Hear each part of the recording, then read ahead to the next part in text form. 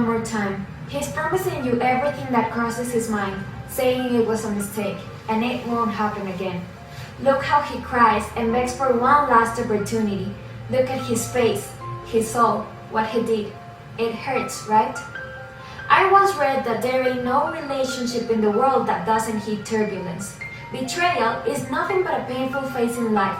And what a better way of understanding affairs than reading this collection of agonies called This Is How You Lose Her by Junot Díaz.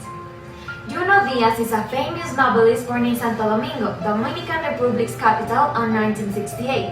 When he was 6 years old, he immigrated to the United States and started to create this mixture of languages that made him stand out in his future as a writer. In 1996, Díaz published his first book, Drown.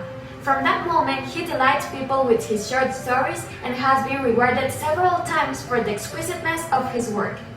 Junot Díaz is an exceptional novelist, but he certainly has some interesting features that make him unique. For example, in one interview, Junot admitted that his favorite place to write was in his apartment bathtub.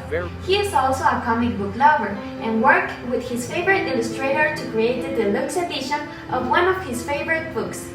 Junot Díaz is definitely the perfect choice to enjoy a good story.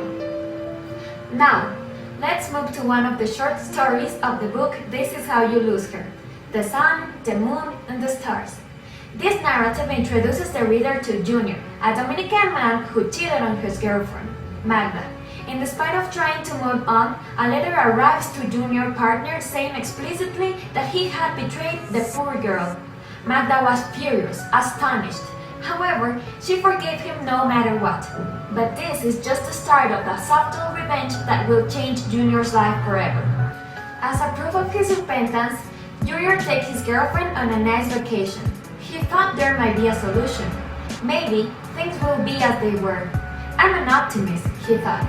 Me and her on the island, what couldn't this cure? Magda had a different intention. He was quiet as a light breeze. She argued, fought, and did whatever she wanted as long as she was alone. So Junior finally knew it was over.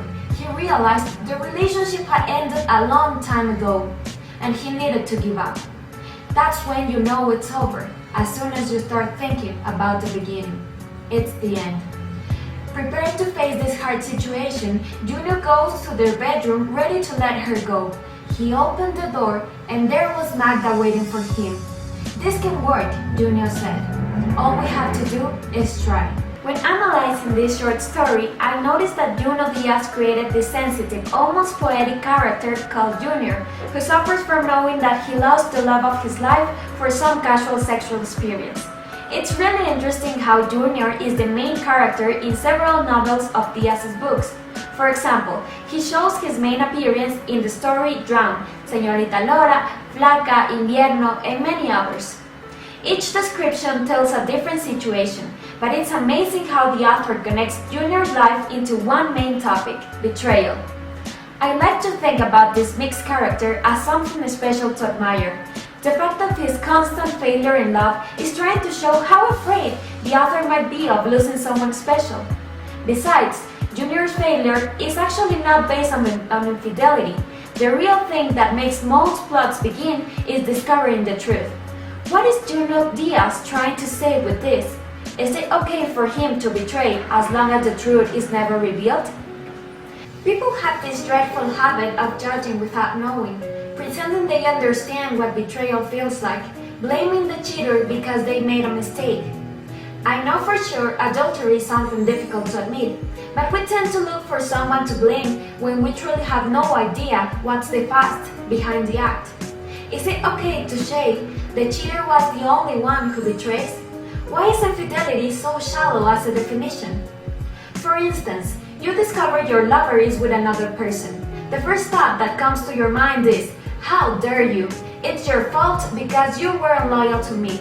But it's just your interpretation. Infidelity doesn't come from nothing, and after judging someone for hurting you, you must ask to yourself how many times you betrayed their freedom from being too possessive. How many times you got into a fight these last days?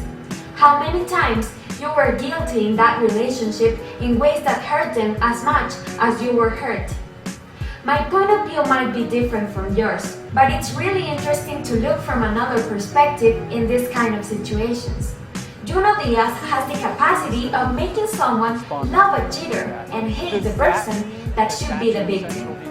Everybody has a different idea of what unfaithfulness is, but for those curious minds that would like to know what it feels like to be the cheater, I would definitely recommend this book. Love is hard to explain, hard to feel, hard to give.